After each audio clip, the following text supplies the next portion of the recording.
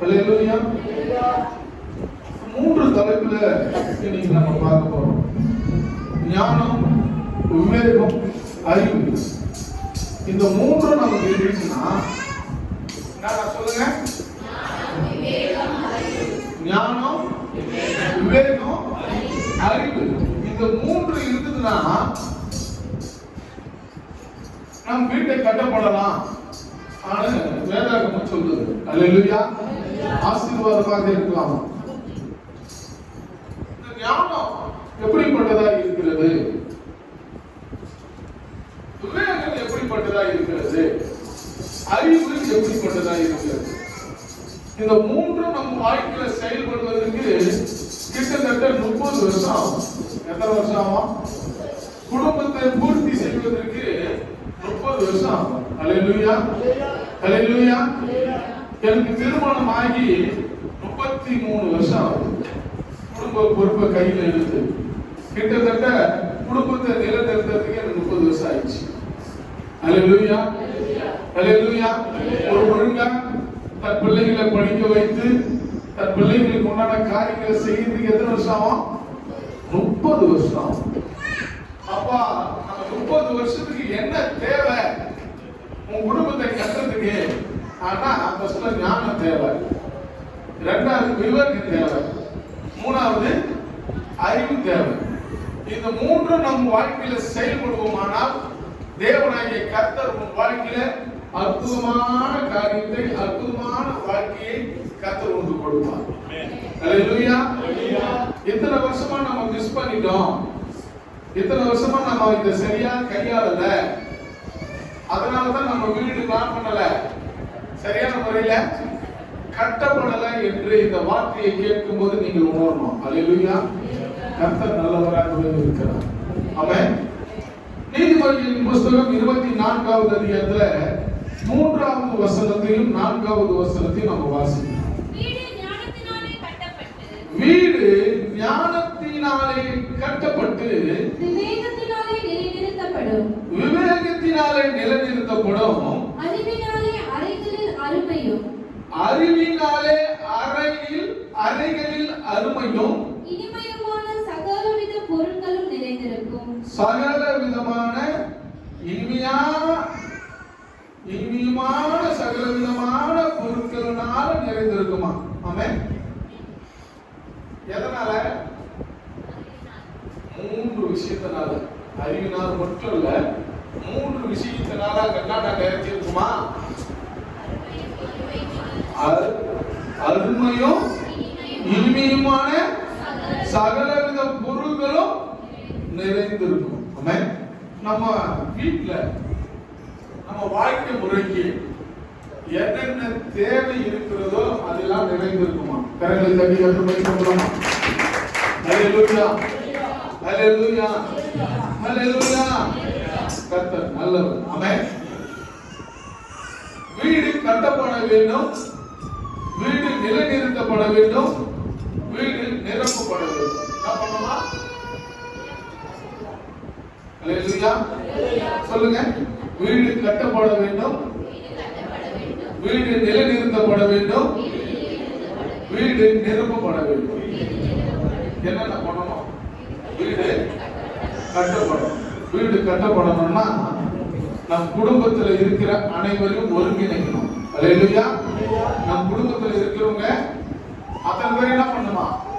ஒருங்கிணைக்கணும்.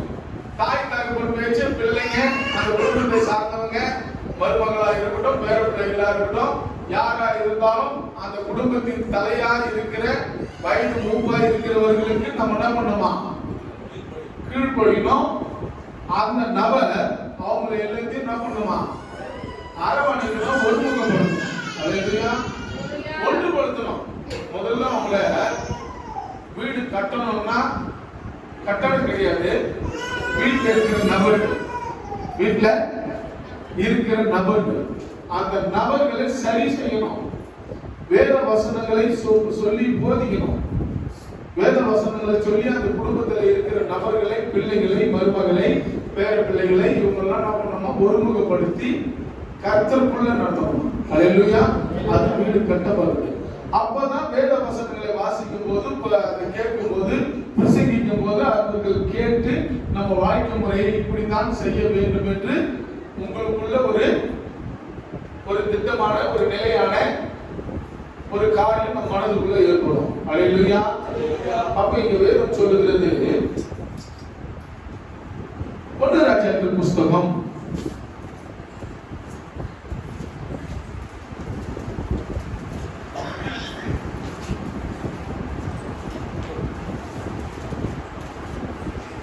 3வது அதிகாரம் 28வது வசனத்தை வாசிக்கிறோம்.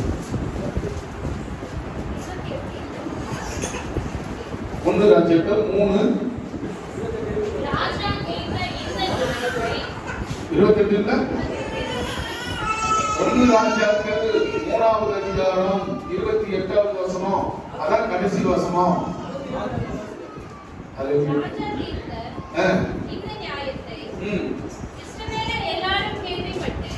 இஸ்ரவேலர்கள் எல்லாரும் கேள்விப்பட்டு நியாயம் விசாரிக்கிறதற்கு தேவன் அருளின ஞானம் ராஜாவுக்கு உண்டென்று கண்டு என்ன பண்ணாங்களா? என்ன இருக்குதா? இருக்குதா? 28 வசனம் ஒன்னாக சேர்க்கப்பட்டிருக்கு நினைக்கிறோமா?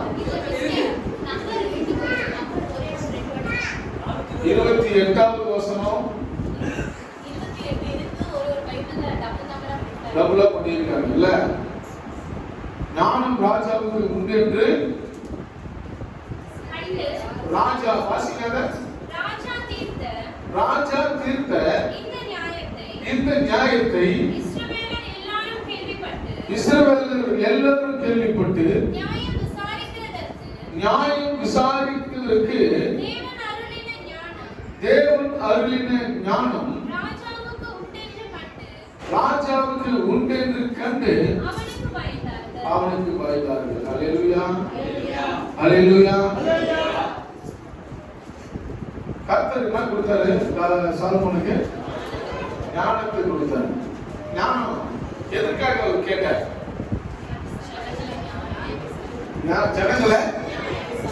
ஜனங்களை நியாயம் விசாரிக்கிறதுக்காக மட்டும் இல்ல, அவர்கள் நல்ல விஷயங்களை சொல்லி கொடுக்கிறதுக்காக. அல்லேலூயா. இப்படி செய்யக்கூடாது, இப்படி செய்யணும். எவ்வாறு உங்களுக்குள்ள நீங்க கேள்விப்பட்டிருக்கீங்களா? ஆண்டவர் சொன்னாரு, இவனுக்கு அப்புறம் ஞானவான் ஒருவன் முன்னாடி இல்ல பின்னாடி இல்ல. அல்லேலூயா. இருக்காங்களா இல்லையா? எப்படி சொல்றீங்க? அல்லேலூயா.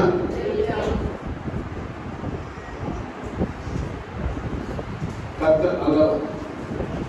ஒருவனை தேசத்தை விசாரிக்கிறதுக்கு ஒரு அமைதலான ஒரு நாட்டை அமைதலா நடத்தின ஒரு ராஜா யாருன்னா யாரு?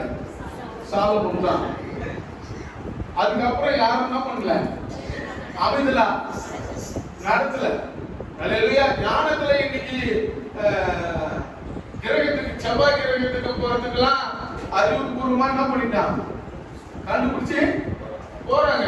அந்த ஞானத்தை காட்டிலும் தேசத்தை அமைதிதான் நடத்துறதுதான் ஞானம். அல்லேலூயா. எந்த மக்களுக்கு எந்த பிரச்சனையும் இல்லாம எந்த சிக்கலும் இல்லாம சரியா அந்தந்த குடும்பத்துல அமைதலாய் வரவர்கள் என்ன பண்ணாங்களாம்? குடும்பத்தை சரியா நடத்தினார்கள். அங்க ஒரு அமைதி உண்டாயிருந்தது. பிரச்சனைகள் வரும்போது போராட்டங்கள் வரும்போது அதை சரியாக என்ன பண்ணாங்க? அவரு கையாண்டார். அல்லேலூயா. நம் குடும்பத்துல அப்படிதான் ஒரு தலைவன் என்ன பண்ணணும்? கையா அரவணைக்கிறவர்களாக இருக்கணும். அல்லேலூயா. அவருக்கு அப்புறமா முன்னாடி எல்லா தேசத்திலையும் இன்னைக்கு என்ன இருக்குது? சண்டை சச்சரவு போரு. பக்கத்து நாட்டுக்கு எதிர் நாட்டுக்கும் ஒரு நாட்டை கூட யாருன்னா நிக்கல. சும்மா இப்ப நம்ம நாட்டுல என்ன நடந்துக்குது? நம்ம நாட்டுல என்ன போர் நடந்தது? மதப்போர். என்ன போரு? மதப்போர் நடந்தது. மக்களை யாரும் என்ன பண்ணல? நிம்மதியா சமாதானமா வாழவே விடல. ஒண்ணு ஜாதி பக்கம் இருக்கிறாங்க, இன்னொரு பக்கம் மத போர்வை நடத்திக்கிட்டு இருக்காங்க. அல்லேலூயா. எல்லா இடத்துலயும் எல்லா நாட்டிலையும் இனப்போர்ல இருந்து பொருளாதார போர்ல இருந்து எல்லாமே இன்னைக்கு எப்படி நடத்திட்டு இருக்காங்க?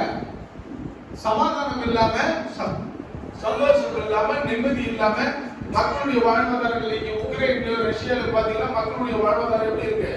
ஐயோ இன்னைக்கு நிலைக்க மாட்டோமா என்ற ஒரு நிலை அவருடைய வாழ்க்கையில இருக்கு. இன்றைக்கு அப்படிப்பட்ட ஒரு சூழ்நிலையை இந்த நாடு, இந்த தேசம், இந்த உலகம் இப்படிப்பட்ட காரியங்களில செயல்பட்டு கொண்டு சமாதானம் இல்லாம, நிம்மதி இல்லாம, வாழ்க்கையில சந்தோஷம் இல்லாம வாழ்ந்து கொண்டிருக்கிற இந்த பூமியில ஒருவர் வாழ்ந்திருப்பாரானால் சாலமோன் இந்த தேசத்துல கிட்டத்தட்ட இஸ்ரவேல் தேசத்தை 40 வருஷம் தாவீதின் கையில கொடுத்து தன்னுடைய மகனாகிய சாலமோன் இடத்துல கொடுக்கும் போது அவன் சமாதானத்தோடு நடத்தினார் என்று வேதம் சொல்லுது.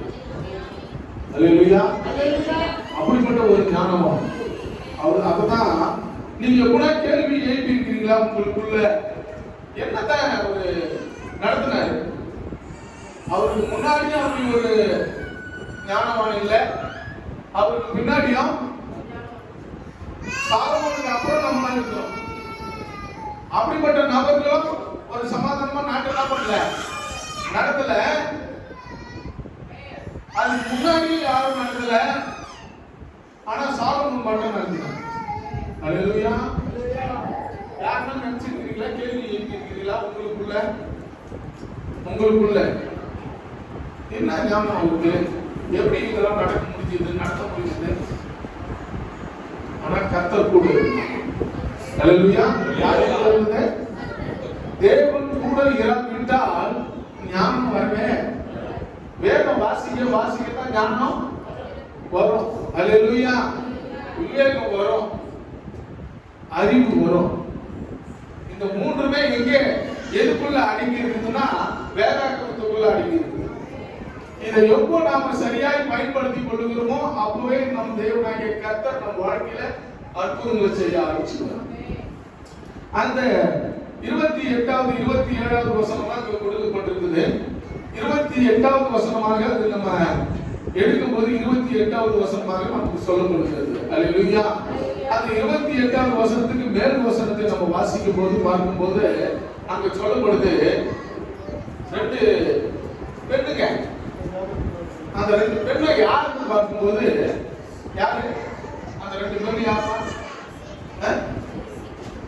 சத்தமா சொல்லுங்க.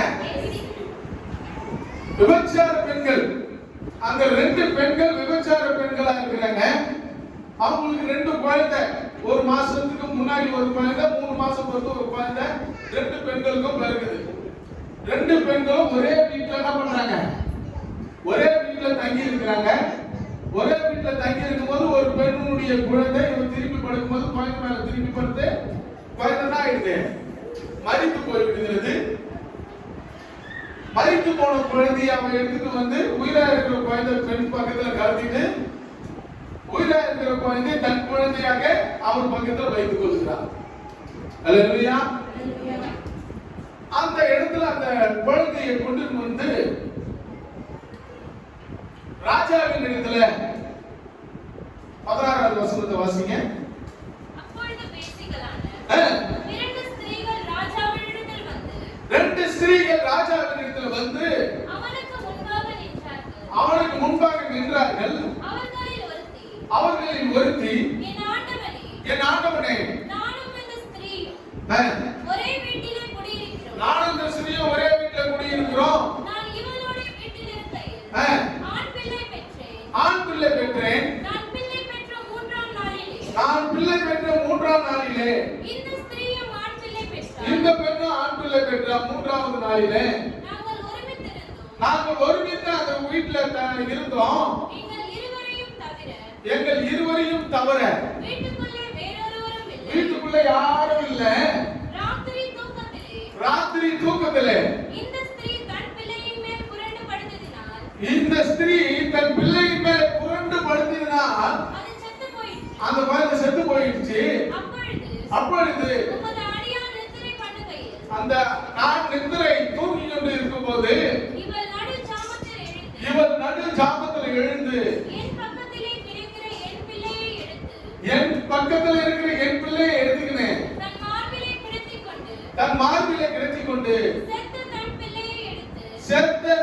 குழந்தையை எடுத்து என் மார்பிலே கிடத்தி விட்டார். என் மார்பிலே கிடத்தி விட்டார்.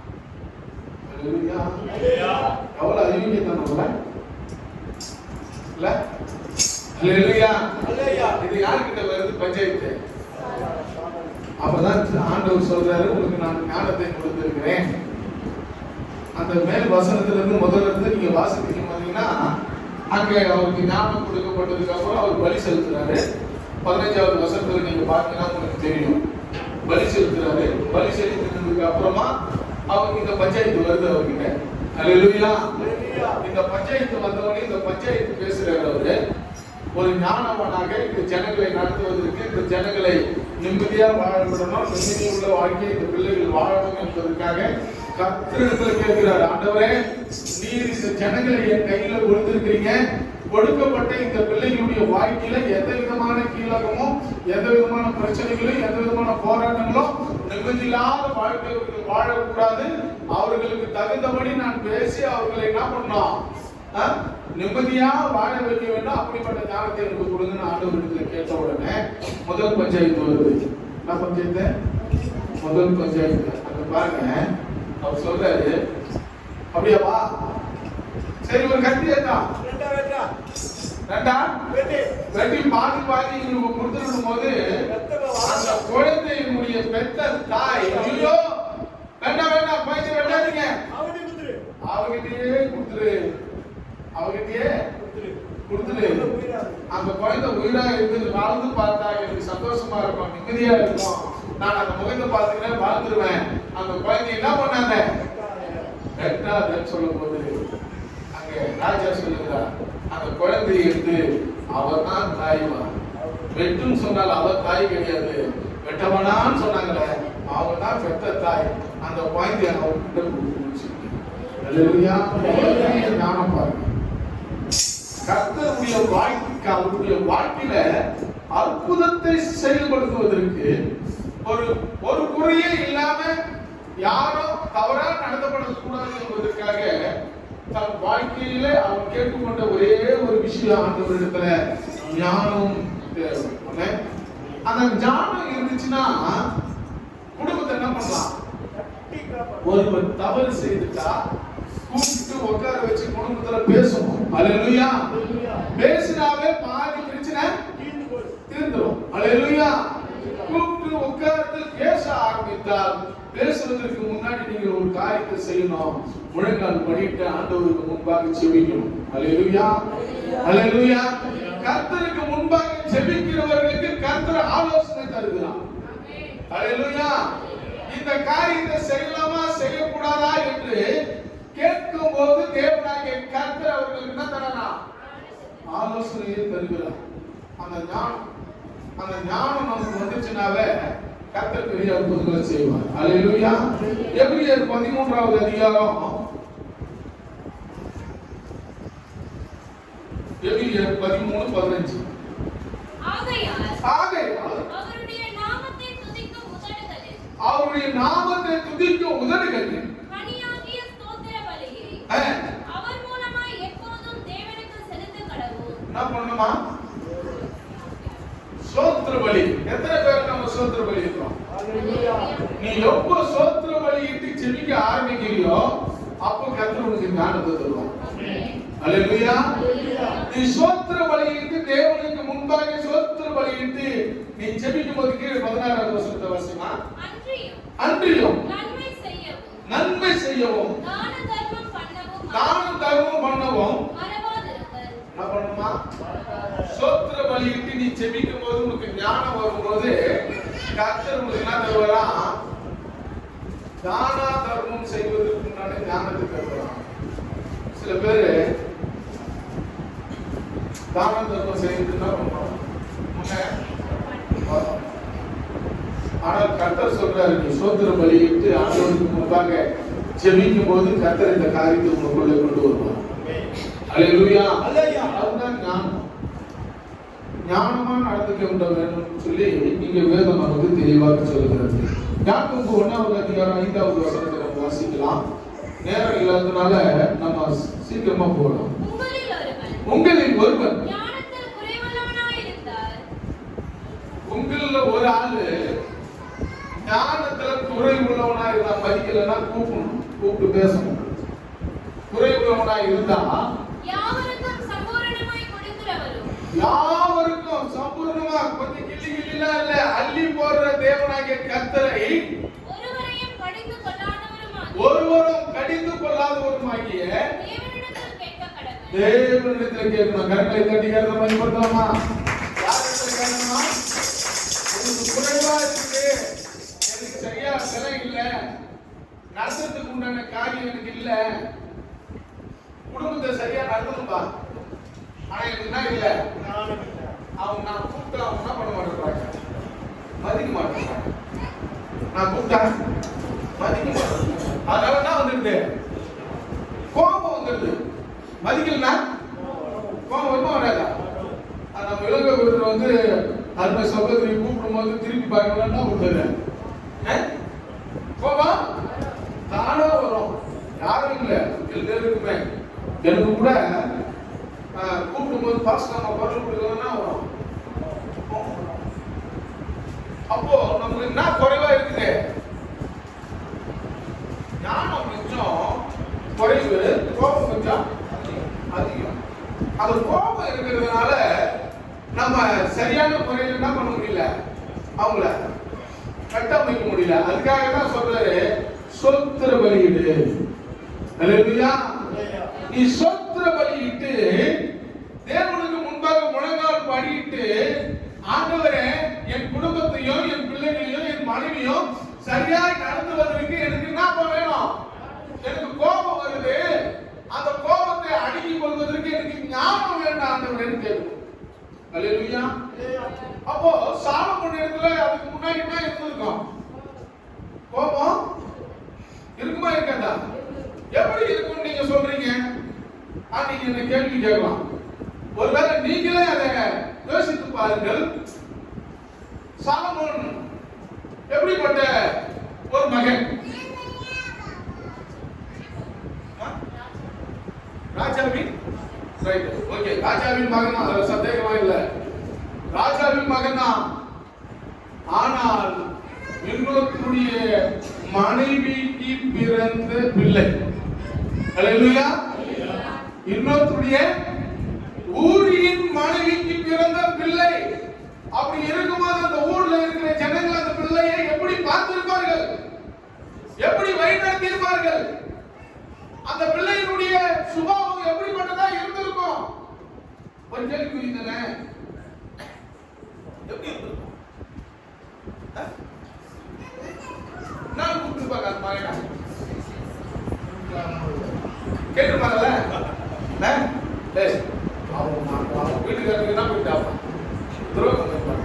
அப்படிப்பட்ட பொண்ணு பிள்ளைக்கு பிறந்த பிள்ளை சொல்லியிருப்பாங்க, சொல்லியிருக்க மாட்டாங்க. அவன் மனசு எப்படிப்பட்டதா இருந்திருக்கும்?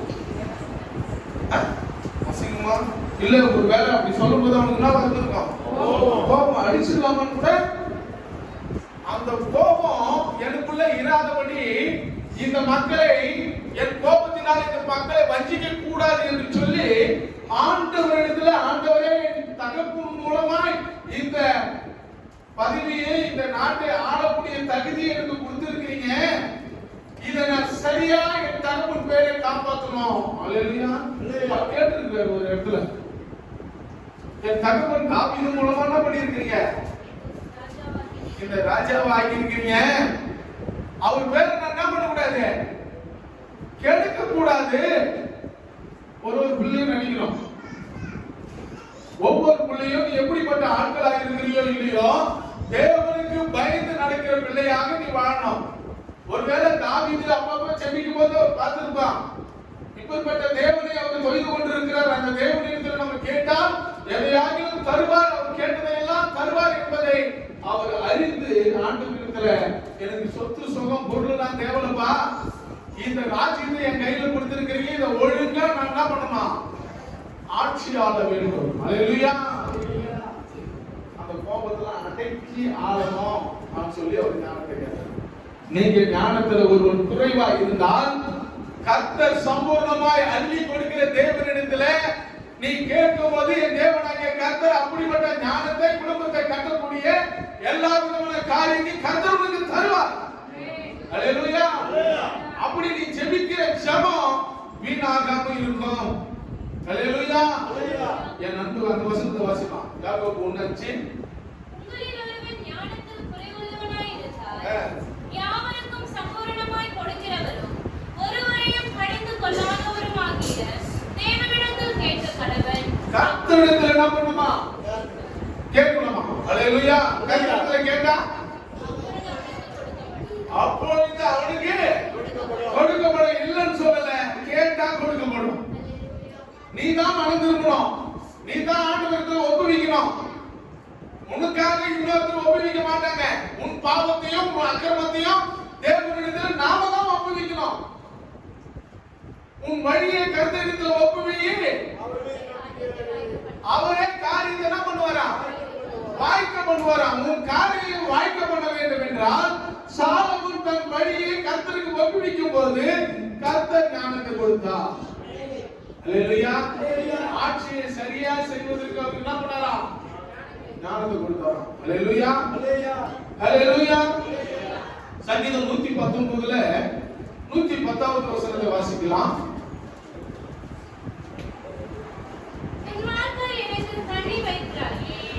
110 100 119ல 100. உமது கட்டளைகளை நான் கைக்கொண்டிருக்கிறபடியால் உம்முடைய கட்டளைகளை கைக்கொண்டிருக்கிறபடியால் முதியோர்களை பார்க்கிறேன். ஞானமுள்ளவனாய் இருக்கிறேன். யாரை பார்க்கிறோமா? வயசானவங்களை பார்க்கிறோம்.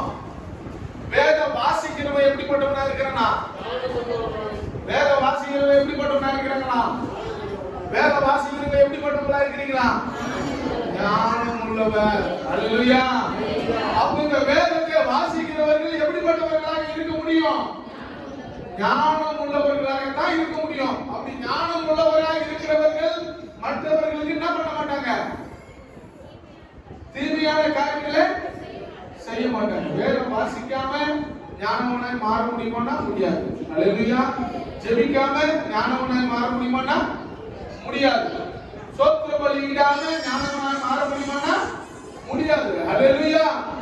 கர்த்தரே கொடுக்கிற ஞானம். உன்னிடத்தில் குறைவா இருக்கிறது கர்த்தரிடத்தில் கேட்கும் போது என் தேவனாகிய கர்த்தர் உனக்கு குறைவில்லாமல் ஞானத்தை தருவார். உன் குடும்பத்தை சரியாக நீ நடத்த முடியும். அல்லேலூயா. அல்லேலூயா. நீதிமொழிகளின் புஸ்தகம் 24வது அதிகாரம் 13வது வசனத்தை 14வது வசனத்தை வாசிக்கலாம். என் மகனே தேனை சாப்பிடு. என்ன பண்ணுமா? தேனை சாப்பிடு. அது நல்லது. கூட்டிலிருந்து ஒழுகும் தேன் உன் வாய்க்கு இன்பமாய் இருக்கும். கரங்களை தட்டி கர்த்தரை மகிமைப்படுத்துமா? எப்படி சொல்லுங்க உங்க வேலையை. என் மகனே என் மகனே இந்த வேதாகமத்தில் இருக்கிற வசனங்களை நீ சாப்பிடு. அது நல்லது. இந்த வேதாகமத்தில் இருந்து ஒழுகிற இந்த தேன் தேவனுடைய வார்த்தையை நீ ஒழுகிற இந்த வார்த்தையை கேட்கும் போது உனக்கு என்னவா இருக்குமா? இன்பமா இருக்குமா? கரங்களை தட்டி கர்த்தரை மகிமைப்படுத்தலாமா? அல்லேலூயா. இந்த தேனை போல இருக்குதா இந்த வார்த்தை. இது தேனா? இதை சாப்பிட்டதுக்கு நீ என்ன வரணுமா? முன்ன வரணும். அல்லேலூயா. இந்த கூட்டில இந்த வேதாகமத்தில் இருக்கிற இந்த வசனத்தை சாப்பிடுவதற்கு ஏற்றுக்கொள்வதற்கு நீ முன்ன வரணும். உன் வாய் எப்படி இருக்குமா? மதுரமா இருக்குமா? அல்லேலூயா. 24வது வசனம்.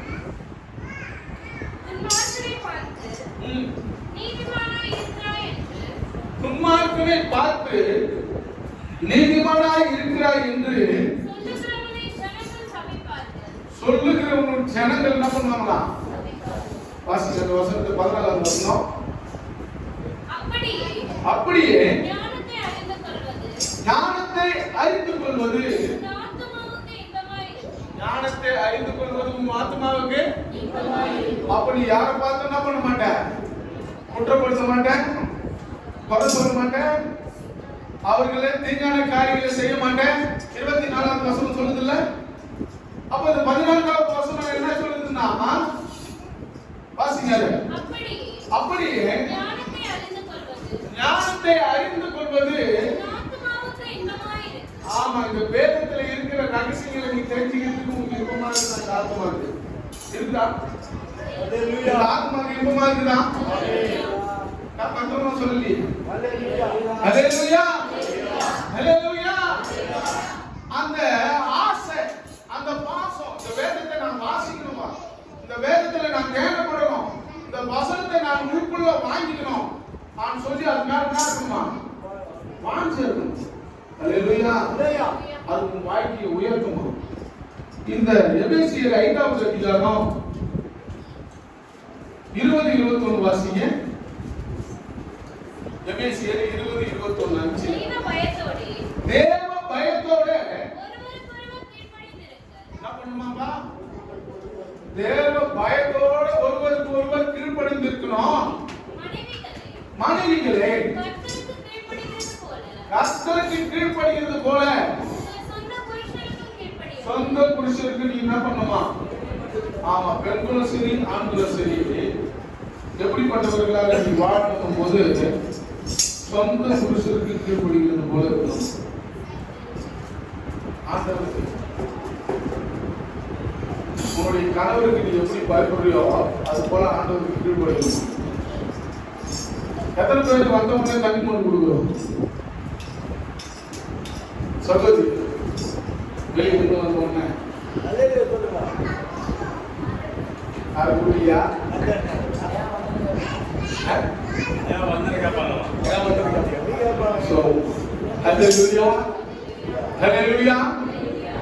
அவங்க எப்படிப்பட்டவர்களாக இருக்கிறாங்கன்னா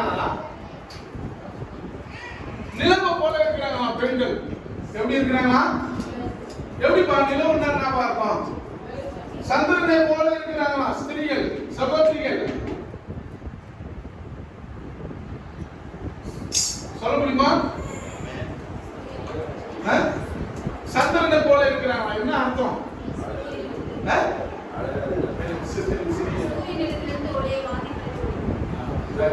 ஓகே, 30 நாள் 30 விதமா இருக்குமா நிலவு? ஹல்லேலூயா. எப்படி இருக்குமா? 30 நாள் 30 விதமா இருக்கும் நிலவு. முழுசா எப்படி இருக்குதா? 30 நாள் முழுசா இருக்குதா? எப்படி இருக்குது?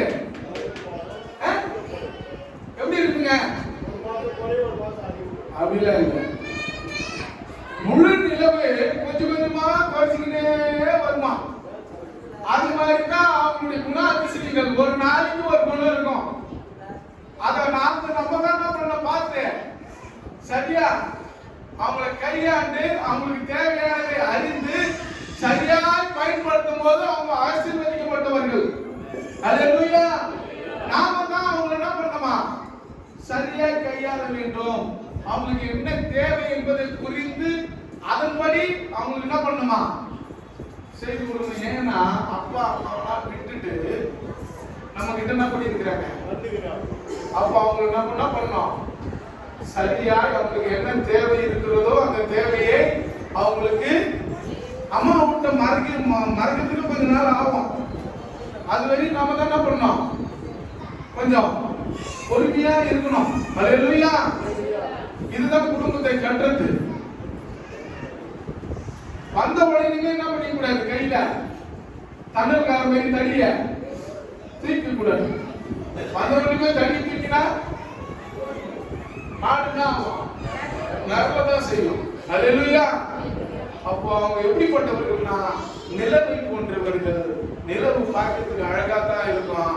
ஆனா அவங்களுடைய குணங்கள் எப்படிப்பட்டதா இருக்கும்னா ஒரு நாளைக்கு ஒரு விதமான குணங்கள் இருக்கும். ஏன்னா தன்னுடைய வருவாய்க்கு தகுந்தது போலதான் அவங்க குடும்பத்தை நடத்துவாங்க. அதுக்கு தகுந்தது போலதான் அன்றைக்கு அவங்க என்ன பண்ணுவாங்க? தன்னை மாற்றிக்கொண்டு குடும்பத்தை எப்படி நடத்த வேண்டும் என்பதை தவிர புரிஞ்சிக்கூடாது. தன் குடும்பத்தை எப்படி நடத்தணும்? இன்னைக்கு 10 ரூபாய் இருக்குது, நாளைக்கு 5 ரூபாய் தான் இருக்கும், நாளைக்கு 3 ரூபாய் இருக்கும், நாளைக்கு 2 ரூபாய் இருக்கும், அதுக்கு மறுநாள் 1 ரூபாய் தான் இருக்கும். இதை எப்படி கையாள வேண்டும் என்று கை சரியாய் பயன்படுத்தக்கூடிய நபர்கள் தான் இவர்கள். அவர்கள் எப்படிப்பட்டவர்கள் என்றால் அழகானவர்கள், திறமையானவர்கள், புத்திசாலியானவர்கள், சரியாய் பயன்படுத்த வேண்டிய கட்டாயம் யாருக்கிட்ட இருக்குதுன்னா சூரியன் கிட்ட இருக்குது. சூரியனானவன் சரியாக அவர்களுக்கு ஒளி கொடுக்கும் போது அவர்கள் சரியாக பிரகாசிப்பார்கள். அல்லேலூயா. அப்பதான் ஞானவனா இருக்கு. அப்பதான் அதை சரியாக குடும்பத்தை நடத்த முடியும்.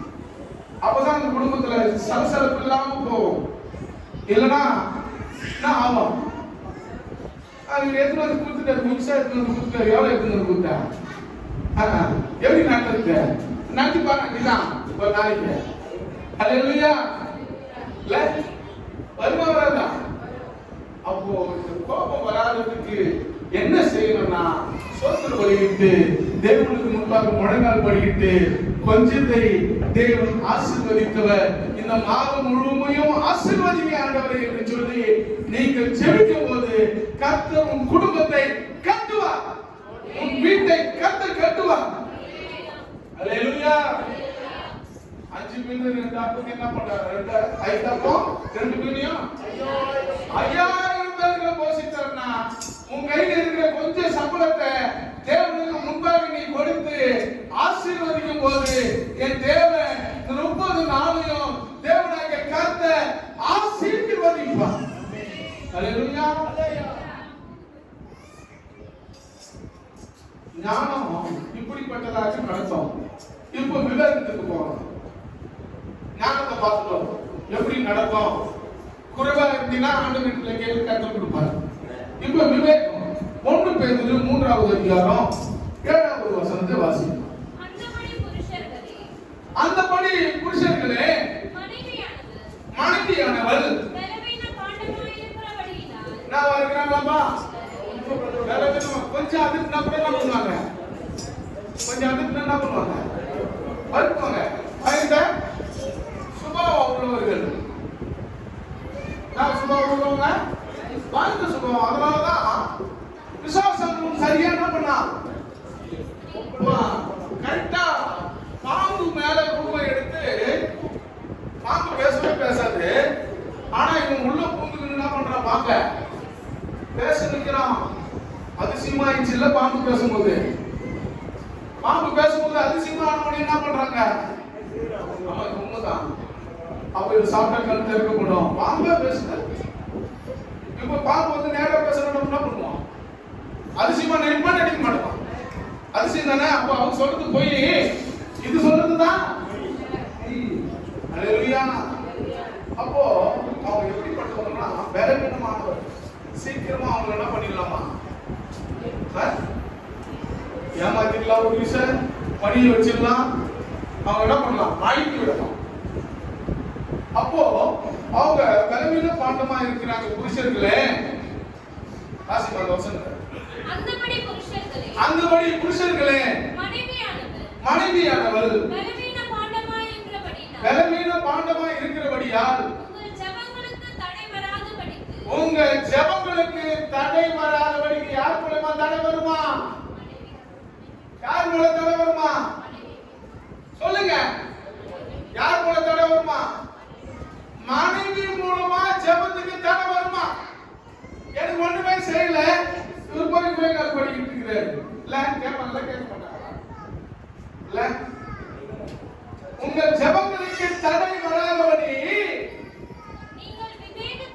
நீங்க என்ன பண்ணணுமா, விவேகத்தோடு செயல்படணுமா.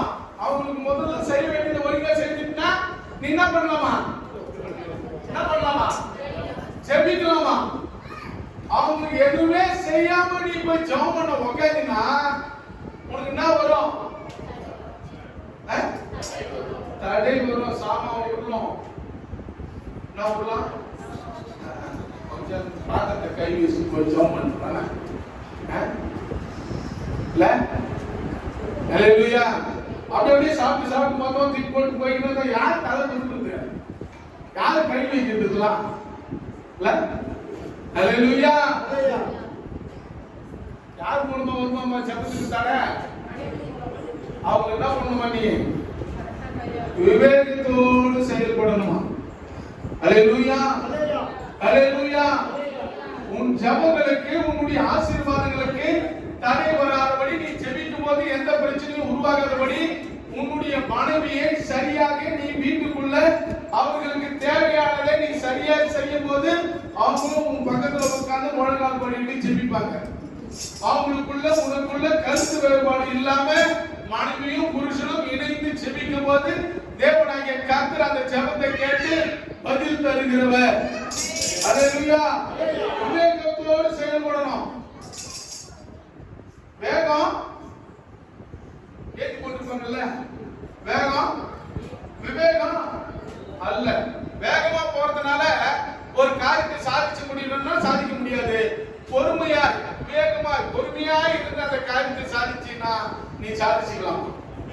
அதுதான் விவேகம். பொறுமை தான் விவேகம். சரியாய் கையாளணும். ஆதியாகமம் புஸ்தகம் 41வது அதிகாரம் 33வது வசனத்தை வாசிங்க. அதுக்கு முன்னாடி உன்னத பாட்டு எடுத்து வாசிங்க. 6:10.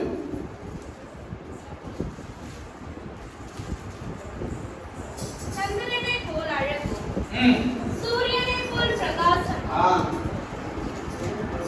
யாருப்பா? சந்திரனை போல பிரகாசம் யாரு? ஃபர்ஸ்ட் சொன்னனே இல்லையா? மனைவி தான். யார் போலமா? சந்திரனை நிலவு போல. நிலவை அழகா என்ன பண்ணலாம்? சூரியன் என்ன பண்ண முடியாது. காலையில பார்க்கிறதோட சரி, காலையில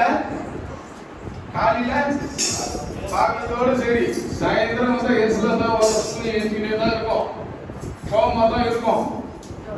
நிலவு போன்றவர்கள் நீங்க என்ன பண்ணுமா? அந்த ஒளியெல்லாம் உங்கள் இடத்துல வாங்கிட்டீங்கன்னா அவங்க கிட்ட பிரகாசிக்கணும். அவங்களை சமாதானமா வழி நடத்துகிறவர்களாக இருக்கணும். அந்த உடனே தண்ணி மட்டும் கொடுக்கணும். சாப்பிடுறீங்களாங்க? கைகளை கழுவிட்டு வாங்க. தண்ணி கொடுக்க போற பிள்ளைங்க குளிச்சுட்டு அப்புறமா டீ போட்டா கேட்கணும். அல்லேலூயா. இதெல்லாம் யாரு கேட்கணுமா? புருஷனுக்கு என்ன பண்ணணுமா?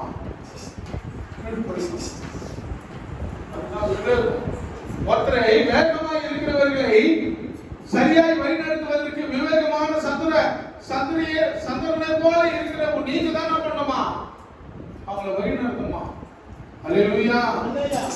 அப்போ விவேகம் 9வது வசனம் வாசிங்க. 1 பேதுருல 3வது அதிகாரத்துல 9வது வசனத்தை வாசிக்கல. 7வது வசனத்துல இருந்தே வாசிங்க. அந்தபடி புருஷர்களே மனைவியானவள் பலவீன பாண்டமாய் இருக்கிறபடியால் உங்கள் ஜெபங்களுக்கு தடை வராதபடிக்கு நீங்கள் விவேகத்தோடு அவர்களோட வாழ்ந்து உங்களுடனே கூட அவர்களும் நித்திய ஜீவனாகிய கிருபையை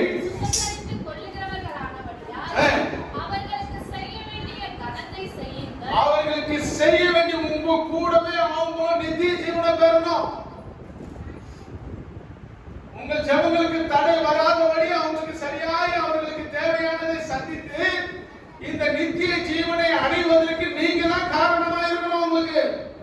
அவங்களுக்கு உபத்திரமா இருக்கக்கூடாது. ஏன்னா குடும்பத்தை நடத்துகிறவர்கள் 30 நாள் 30 விதமாக இருப்பவர்களை நீங்க தான் சரியாக அவர்கள் என்ன பண்ணுமா? விவேகத்தோடு கையாளணுமா? எனக்கு என்ன இருக்குது? இல்ல நீ ஊர்ல நான் கஞ்சிதான் சரிமா சாப்பிடணும். என்ன பண்ணோம்? சாப்பிடணும். அப்பதான் அவங்க என்ன பண்ண முடியும்? நீ அப்ப 5 ரூபாய் வந்து விட்டுட்டு எனக்கு சிக்கன் பாயில் எடுத்து வந்து காசு வைக்கலாம் என்ன பண்ண முடியாது? அப்போ சரியாய் கையாள வேண்டிய யுக்தி யாருக்கு இருக்குதுன்னா புருஷருக்கு. அல்லேலூயா. விவேகமா செயல்படணும்.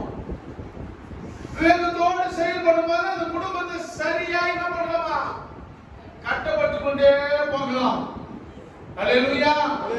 விவேகத்தோடு நீ செயல்படும் போது அந்த குடும்பத்தில் எந்த விதமான பிளவும் ஏற்படாதபடி சரியாய் நீ நடத்தும் போது 30 நாள் 30 விதமாக செயல்படுகிற தன்னுடைய மனைவியினுடைய குணத்தை அறிந்து அதற்கு ஏற்றது போல புருஷராகிய நீங்கள் நடக்கும் போது கர்த்தர் உங்கள் வாழ்க்கையில அற்புதமான காரியங்களை கர்த்தர் செய்வார்.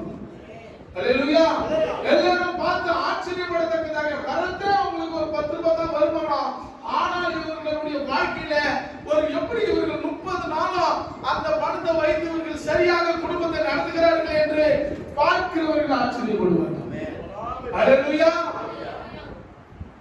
ஆச்சரியப்பட்டதான் இயேசுவை ஏற்றுக்கொள்வார். ஏன்னா உங்களுடைய நடக்கை, உங்களுடைய வாழ்க்கை முறை, உங்களுடைய தேவை கர்த்தர் அன்றைய தினம் சந்தித்துக் கொண்டே இருக்கிறார் என்பதை அவர்கள் பார்த்துக் கொண்டிருக்கிறார்கள். அல்லேலூயா. அப்போ தேவன் மேல பற்று வைக்கிறதுக்கு ஏராளமான கூட்டம் வரும். ஆமென். கர்த்தர் நல்லவர். அல்லேலூயா. 1 சாமுவேல் புத்தகம் ஆதியாகமம் வாசித்தோமா 41 33 வாசிப்போம். ஆகையால் விவேகமும் ஞானமும் உள்ள ஒரு மனுஷனை தேடி அவனை எகிப்து தேசத்துக்கு அதிகாரியாக பார்வோன் ஏற்படுத்துவாராக. அல்லேலூயா. அங்க ஒரு சம்பவம் நடக்குது. என்ன சம்பவம் சொல்லுங்க. பார்வோன் என்ன பண்றாரா? சொப்பனம், கனவு காண்றாரு. கனவு காணும்போது அந்த சொப்பனத்தை விவரிக்கிறதுக்கு ஆள் இல்ல. எங்க? எகிப்து தேசத்துல ஆள் இல்ல. அந்த சொப்பனத்தை விவரித்து சொல்லக்கூடிய ஞானமுள்ள விவேகமுள்ள ஒரு மனிதன் இருக்கிறான். அது யாருன்னா தேவனுடைய பிள்ளை யோசேப்பு. அல்லேலூயா. அல்லேலூயா. அல்லேலூயா. அவனுடைய நாட்கள் எப்படிப்பட்டதாக இருந்தது? அவனுடைய வாழ்க்கை முறை எப்படிப்பட்டதாக இருந்தது? அவன் சொப்பனை காணுகிற போது யோசேப்பினுடைய வாழ்க்கை முறை எப்படிப்பட்டதாக இருந்தது? எங்க இருந்தாரா? சிறையில் இருக்கிறது எப்படி வர முடியும்? சிறையில் இருக்கிறவங்க எப்படி ராஜ்யமாக்கி வாழ முடியுமா? எப்படிதான் இருக்கணும்? கம்பம் தெரியும் இல்ல? கேப்ப கூடனா எங்க கிடைக்கலாம்?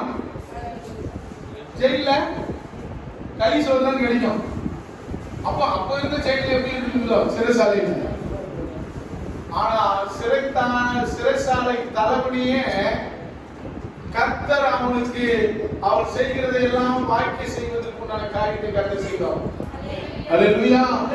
ஏன்னா முன்னாடியே ஆண்டவர் சொல்லிட்டாரு, உன்னுடைய தகப்பன் முதல் உன்னுடைய கூட பிறந்த சகோதரன் வரை உன்னை சுற்றி வணங்குவார்கள். என்ன பண்ணுவாங்க? அதை சொல்றதுனால தான் அவனுக்கு கோபம் வந்துச்சு. அண்ணன் தம்பிக்கு தூக்கி என்ன பண்ணிட்டாங்க? புரியல. அவன் அழகா இருப்பான். அவனுடைய வஸ்திரத்தை ஃபர்ஸ்ட் என்ன பண்ணிட்டாங்க? பல வர்ண வஸ்திரம் அவனுக்கு போடணும்னு ஒரு ஆசை இருந்திருக்கான் இல்ல? அவங்க அப்பா யாருக்குதான் அந்த பல வர்ண வஸ்திரத்தை தனித்த செய்து போட்டாருன்னா யோசேப்புக்கு போட்டாராம். ஏன் யோசேப்புக்கு மட்டும் போட்டாரு? ராகேல தான் என்ன பண்ணனா? ராகேல தான் நேசிட்டாரு. சரி, ராகேலுக்காக அவர் என்ன செய்தாரு?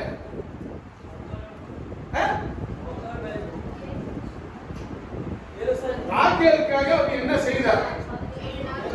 7 வருஷமா 14 வருஷம் யாருக்காக தான் வேலை செய்தாரா? ராகேலுக்காக தான். முதல்ல ராகேலுக்காக 7 வருஷம் வேலை செய்தாரு. லேயாவை கொடுத்துட்டாரு. அட பாவி, நான் ராகேலுக்காக தான் வேலை செய்யறேன், லேயாவை கொடுத்துட்டேன். சரி, இன்னும் ஒரு 7 வருஷம் வேலை செய்ய. ஒரே பெண்ணுக்காக 14 வருஷம் ஒரு மனுஷன் வேலை செய்து ஆசையாய் அவளை கட்டியே தீரணும் அடம் பிடிச்சு 14 வருஷம் வேலை செய்து ராகேலை கட்டின்னு வந்து குழந்தையே இல்லாம தன் வேலைக்காரிக்கெல்லாம் குழந்தை பிறகுது. ஆனா யாருக்கு இல்ல? நான் நேசித்தேன், நான் அன்பு வைத்தேன், நான் பாசம் வைத்தேன். என் மனைவி ராகேலுக்கு குழந்தை இல்லையே கஷ்டப்பட்டு இருக்கும் போது ஒண்ணு கண்ணே கண்ணு கருப்புல கொத்தாரட்டும் என்ன பண்ணாராம்? ஆண்டவர் யோசேப்பு கொடுத்தாராம். யோசேப்பு மேல யாக்கோபு பாசம் வச்சான். அல்லேலூயா. அந்த பாசம் வச்ச அந்த யோசேப்புக்கு பல வர்ண துணிகளை கர்த்தர் கொடுத்தார். ஆனால் கர்த்தர் தெரிந்து கொண்டு இவர்கள் எல்லாரும் உன்னை வணங்குவார்கள். ஆமென். அதுக்காகவே முன்னாடியே ஆண்டவர் அவனை ஆயத்தப்பட்டு எங்க கொண்டு போயிட்டாரு? எகிப்துக்கு. இப்படி ஒரு சூழ்நிலை வரும், இப்படி ஒரு பஞ்சம் வரும். பஞ்ச நாட்கள்ல எல்லா தேசமும் பஞ்சமாகும். சாதாரணமான வருஷம் இல்ல. எத்தனை வருஷம் பஞ்சம் வருமா? 7 வருஷம் பஞ்சம் வருமா? எத்தனை வருஷம்? 7 வருஷம் நல்லா விளையும், 7 வருஷம் பஞ்சம் வரும். இத விவேகத்தோடு இதை நடத்துவதற்கு ஒருத்தர் தேவை. அந்த தேவையான யாருன்னா யோசேப்பு. அல்லேலூயா. கரங்களை தட்டி கரங்களை பயன்படுத்தலாமா? அந்த ஞானமும் விவேகமும் யாருக்கிட்ட இருந்தா சரியாக நடத்த முடியும்னா அந்த தலைவன் கிட்ட தான் இருக்கணும். அல்லேலூயா. அந்த தலைவன் சரியான ஒரு எகிப்து தேசத்தின் தலைவன் சரியான ஒரு முடிவு எடுத்தான். இந்த சொப்பனத்தை விலக்கி சொன்னவன் தான் ஞானம் உள்ளவன். இவங்கிட்ட தான் விவேகம் இருக்குது. சிறைசாலையில இருந்து கொண்டு தன் ராஜாவின் இடத்துல பேசுவதற்கு தைரியமாக ஒருவன் புறப்பட்டு வந்து இந்த சொப்பனத்தை சொல்வானால் இதை கையாளுவதற்கு இவனை தவிர வேற ஒருவனும் இல்லை. தேவன் நியமிக்கப்பட்டவன். தேவனுடைய வார்த்தை உன்கிட்ட இருக்கிறது. தேவனுடைய அனுகிரகம் உன்கிட்ட இருக்கிறது. ஆகிய இந்த தேசத்தை ஆளக்கூடிய ஒரே மனுஷன் யார்தான்? யோசேப்பு. அவன் தான் தகுதியானவன் நான் சொல்லி அவன் தேர்ந்தெடுத்தார். கரங்களை தட்டி கரங்களை பண்ணலாமா? உனக்கு நல்ல விருது கிடைக்கணும்னா, நல்ல விருது நீ தேவனுக்கு பயந்து நடக்கணும். அல்லேலூயா.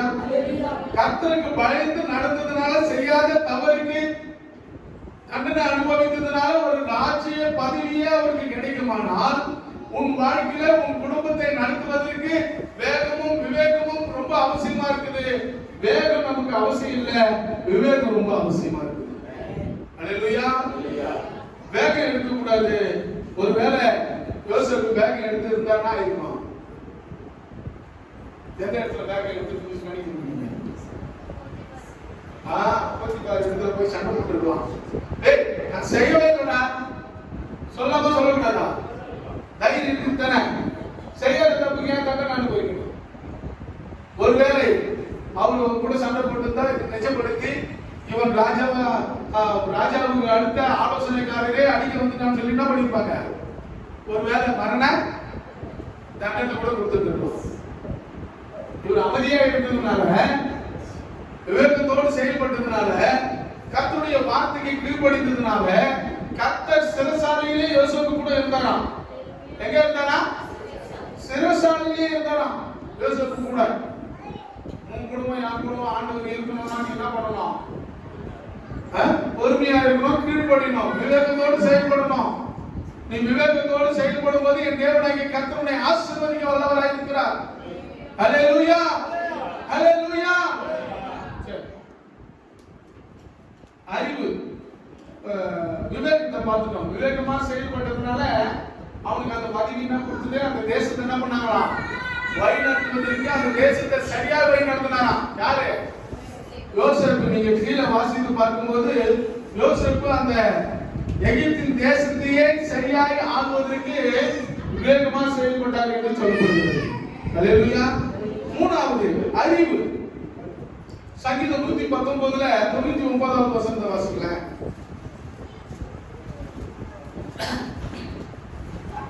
உம்முடைய சாட்சிகள் 119ல 99 வாசிக்க. உம்முடைய சாட்சிகள் என் தியானமாய் இருக்கிறபடியினால் எனக்கு போதித்தவர்கள் எல்லோரிலும் அறிவுள்ளவனாய் இருக்கிறேன். அல்லேலூயா. என்னவா இருக்கணுமா? அறிவுள்ளவனாய் இருக்கணுமா? அல்லேலூயா. தாவீது சாதாரணமா இல்ல, அறிவுள்ளவனாக இருந்தார். எப்படி இருந்தாரா? அறிவுள்ளவனாக இருந்தார். அல்லேலூயா. அல்லேலூயா. 97 98 வாசிங்க. ஒரு நேரத்தில் நான் எவ்வளவு பிரியமாய் இருக்கிறேன், நான் பொழுதும் அதை தியானம் நீ இந்த வேதத்துல நீ எவ்வளவு பிரியமாய் இருக்கிறியோ, இந்த நாள் முழுவதும் இந்த வேதத்தை நீ பிரியமாய் நேசிக்கும் போது அறிவுள்ளவனாய் இருக்கிறாய். அல்லேலூயா. நீ உம்முடைய கற்பனைகளை கொண்டு என்னை என் சத்துருக்களிலும் அதிக ஞானமுள்ளவனாக்குகிறீர். அவைகள் என்றைக்கும் என்னுடனே இருக்கிறது. அல்லேலூயா. சத்துருக்களை பார்க்கல நீ எப்படிப்பட்டவராய் இருக்கிறியா? ஞானம் உள்ளவராக இருக்கிறீங்க. 99 105 வரை வாசிங்க. உம்முடைய சாட்சிகள் உம்முடைய சாட்சிகள் நித்தியானமாய் இருக்கிறபடியால் எனக்கு போதித்தவர்கள் எல்லாரிலும் அறிவுள்ளவனாய் இருக்கிறேன். ஆமா, அல்லேலூயா. நான் போதிக்கிறேன், என்னை விட நீ எப்படிப்பட்டவர்களாக இருப்பீங்களா? அறிவுள்ளவர்களாக இருப்பீங்களா? அல்லேலூயா. போதனை எந்த அளவுக்கு கேட்கிறோமோ, வேதத்தை எந்த அளவுக்கு கவனிக்கிறோமோ, வேதத்தை எந்த அளவுக்கு வாசிக்கிறோமோ, எந்த அளவுக்கு தியானிக்கிறோமோ, எந்த அளவுக்கு சோத்திர பலி எடுக்கிறோமோ, தேவன் மேல எந்த அளவுக்கு பாசமா இருக்கிறோமோ, அந்த அளவுக்கு கர்த்தர் உங்களுக்கு அறிவு தருவார். அல்லேலூயா, அல்லேலூயா. 2 சாமுவேல் 5வது அதிகாரம் 7வது வசனத்தை வாசிங்க. ஆனால் தாவீது சீயோன் கோட்டையை பிடித்தான். தாவீது என்ன பண்ணாரா? சீயோன் கோட்டையை பிடித்தாரா? 19வது வசனம் வாசிங்க. 18 19. பெலிஸ்தரோ வந்து ரெப்பாயின் பள்ளத்தாக்கிலே பரவி இருந்தார்கள். அவர் அப்பதான் 2 சாமுவேல் 5வது அதிகாரத்துல 9 to 11 வாசிங்க. அப்புறம் அங்க போறோம்.